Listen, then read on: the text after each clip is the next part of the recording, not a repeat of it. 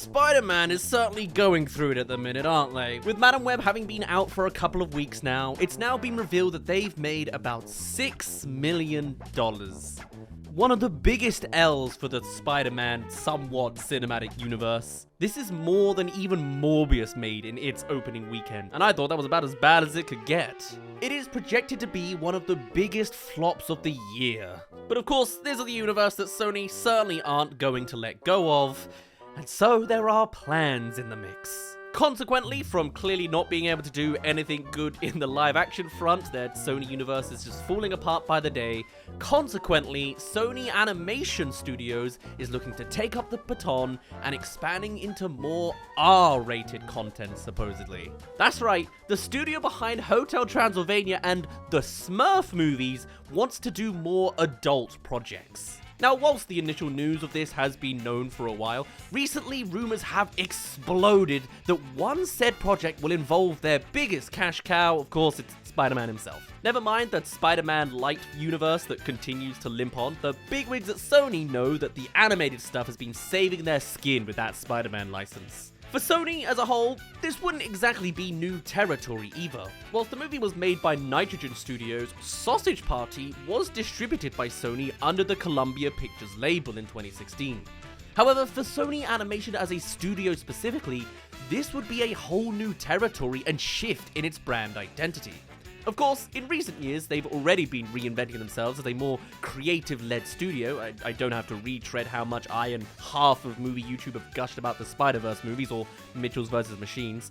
However, a dedicated exploration into this more mature content would be their boldest steps towards reinvention yet. Can you imagine if Pixar, DreamWorks, or Illumination made an announcement like that? Whilst everyone else is already going for the kind of Sony-inspired 2D, 3D mix-up aesthetic, to have a studio also come out and do more R-rated stuff could really make a massive wave in the animation industry. Can you imagine the outrage from parents the media would create out of this? I mean, it's all art. But maybe it's a different studio for Sony Animation. Out of all the major US animation studios, they're the one that maybe has the least established presence. Sure, everyone knows Sony. Most of you probably have stuff made by them, and I'm sure a lot of people vaguely know that they make movies. Everyone recognizes that Columbia Pictures lady. Happy 100th birthday to her, by the way. However, I'd argue that the general public don't have Sony Animation on the tip of their tongue like they do with Pixar or DreamWorks. It'd be weird. You can say, shall we watch a Pixar movie, but no one's really saying, shall we watch a Sony Animation Pictures movie? Maybe that's a branding issue with their name, but still. So, what am I getting at with all this? Well, whilst they maybe are less immediately iconic as a recognizable brand, thankfully that works as a double-edged sword because no one really remembers that they also made the Emoji Movie, but perhaps this is something that they can use to their advantage. Sure, seeing that exuberant, kiddie-looking logo at the start of a blood-soaked zombie epic may be a little jarring, but ultimately, would anyone care? As long as they're intelligent on the marketing and communication front of the adult content, then I think it's highly unlikely that there's really gonna be parents walking into these adult projects unaware. Personally, if this works, I think this could be a game changer not only for Sony, but the Western animation business as a whole. Because of course, in other cultures, such as Japan, the whole prospect that animation is primarily for kids is laughable. In Japan, animation is an alternative medium to live action in equal measure, regarding every genre and target audience. Violent action movies, serious dramas, historical epics. Seeing these stories told in animation for a grown-up audience is not seen as unusual at all. And don't get me wrong, I know with Family Guy, Rick and Morty and all the rest of it, the past 20 to 30 years has seen a lot of adult animation on television.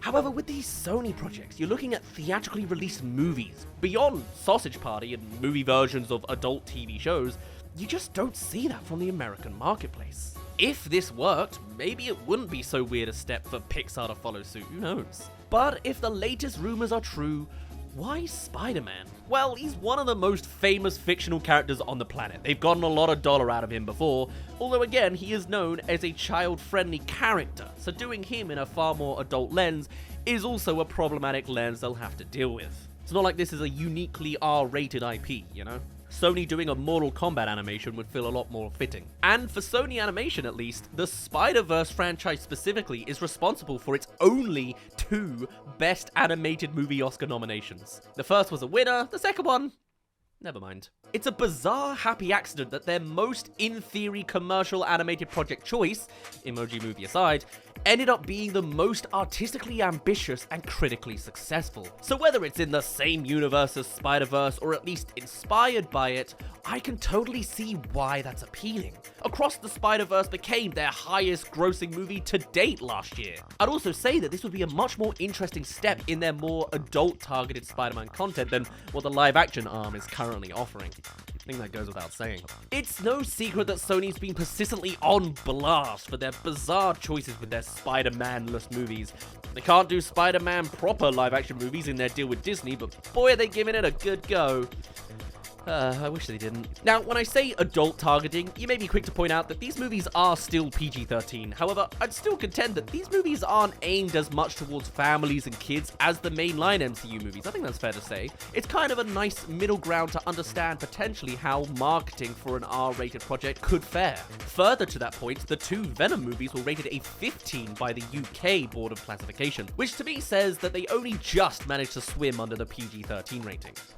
But anyway, Venom admittedly made some business sense. Popular character, movies did well, they're making his third one. Fair play. His character design may have ties to the Spider-Man look, but fine, we'll let you off. However, their first exploration of the less popular parts of Spider-Man's rogue gallery began to show cracks in their plan. Not only was it not very good, and it would have done a lot better if it was, but it had absolutely no hype around it at all. And yes, we've seen other projects succeed with little-known characters, but Sony went about promoting this movie as if he was a recognizable character. That mess is almost 2 years behind us now, and so they've course-corrected by doing the exact same kind of movies. Thanks, Madam Web, you really know how to make this gutter shine. Yeah, after this cataclysmic Madam Web release, we now also have another Sony project coming out this year. And considering Marvel only has Deadpool 3, that means Sony's Spider-Man adjacent universe is putting out more movies than the actual MCU this year. I mean, who knows, even I wouldn't put Kraven out after this embarrassment. And I'm no Warner Bros. Apologist. Believe you me. And when I say Spider-Man adjacent, Madam Web is really pushing that one. Spider-Woman, other Spider-Woman, evil Spider-Man. This is the most Spider-Man, non-Spider-Man movie they've done yet. And yet no one cares. Better still, Adam Scott was apparently playing a young Ben Parker, and the baby shower is with the baby that's unnamed, but is Peter Parker. What are they doing? So yeah, naturally, Madam Web was just the biggest flop fathomable at this point. And Kraven the Hunter's another thing that they're doing. And it just has that horribly similar energy to Morbius, really. I could already sense the reaction and disappointing box office for that one. The point is, by the end of the year, I'm thinking that they'll be doing an amazing Spider-Man style U-turn with this whole thing. They'll get Venom 3 out, then end it there. So, what's left? Well, the Spider-Man franchise that's both critically and commercially successful, that they are not co-running with Marvel. However, they are gonna have to be careful here. Whilst I made all those points earlier of Sony Animation having room to reform its identity, I'm not so convinced that they have a similar wriggle room around their precious webhead. You put out any media either connected or derived from the Spider-Verse movies, the kids are gonna want to see it. It's not been a problem for the Spider-Man-less live-action movies, but once you have Spider-Man himself in a project, then that's instantly a selling point for kids. Again, he is one of the most popular fictional characters of all time. He's on the lunchbox. I had a Spider-Man lunchbox and I didn't even watch Spider-Man as a kid. And yes, there's plenty of Batman-related mature content out there. Oh boy, has he been on the market since Dark Knight Rises. And similarly, you could say the same thing for things like the Suicide Squad and whatever. But everyone knows that Spider-Man's a kid favorite character. Peter Parker was a kid when he began as Spider-Man, as has been re-emphasized in the Tom Holland movies. He is the ultimate audience identification figure for young people, and Miles Morales and Spider-Gwen have only expanded the outreach of said identification figure. You've got to be careful about how you present this character and what media he's in, because no matter what rating you put on it, the kids will see it. And anything even remotely sexual between Peter and Mary J will define a whole generation's awakening. I don't know. Do what you want, Sony Animation, just be careful, alright? As for actually confirmed project under this grand new plan, the project that has the most information about it is Fixed. Interestingly, this isn't solely a Sony Animation project. It's a collaboration project between them and New Line Cinema, so consequently will be distributed by Warner Brothers. So, looking at Coyote vs. Acme, it's a toss-up of whether this movie will actually happen or just get squashed by David Zaslav's bizarrely small hands. Seriously, what is it with these kind of people having tiny hands? Nonetheless, the premise of that is the day a dog discovers that he's about to be neutered. Yep, he has one day to do everything he's ever wanted with his balls before he has them cut off. As potentially bad and one note this could be, I'm not gonna lie, I guess it's an interesting idea. It's the story that Secret Life of Pets could never tell. I am disappointed that this isn't necessarily a step towards the mature potential of the adult lens of a company directive. However, it's a start that doesn't take Sony too far away from their prior resume. Bonus points, the promo image is 2D animation, which would be very interesting to see. Whilst it's listed on Sony Pictures' official website, there's currently no release date for this, but we'll see. Otherwise, things only stand as a rumor for a Spider-Man R-rated project, but it certainly is a thought tank considering how abysmal Sony must be scrambling right now post Madam Web. What are your thoughts? Should Sony look into more adult storytelling and animation? Would you support something like that?